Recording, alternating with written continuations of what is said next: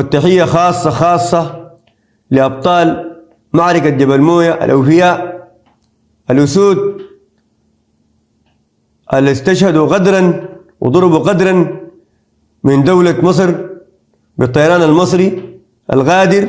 محمد حمدان حميدتي قائد ميليشيات الدعم السريع السودانية 40 دقيقة طالع يتكلم عن مصر، بس ما بيتكلمش غير عن مصر. ال 40 دقيقة كلهم عن مصر. اتهم الطيران المصري بضرب قوات الدعم السريع في جبل موية في ولاية صنار السودانية، وان دي مش اول مرة الجيش المصري تقريبا دخل الحرب في السودان، وان هو بالتعاون مع الولايات المتحدة الامريكية والحلفاء التانيين في المنطقة زي السعودية عايزين يخرجوا ميليشيات الدعم السريع من المشهد السوداني، وبيقدموا كل الدعم للجيش السوداني اللي عايزينه ينتصر ويتسيد الموقف في السودان. قال يعني مش هو ده الطبيعي يعني. مفيش ساعة بعديها على طول الحكومة المصرية كان ردها أنا يا ابني جيت جنبك ولا عملت حاجة ولا أنا ضربت طيران ولا أي كلام، معرفش حاجة عن الموضوع ده. بعدين ده طيران مجهول، أنا مالي بالطيران المجهول، والطيران المصري ما بيتدخلش في الحرب في السودان.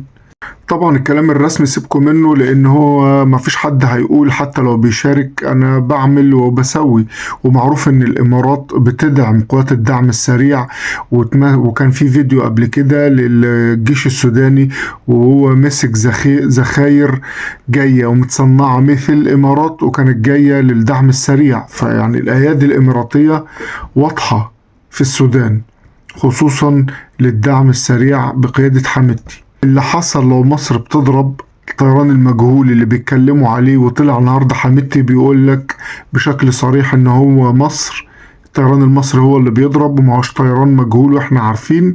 انت اللي ابتديت لما احتليت مطار مروي في السودان ومسكت الجنود المصريين اللي هم الدعم الفني، مش جنود قتاليين، كانوا رايحين تدريبات عسكرية، وهنتهم وكان لازم يترد عليك.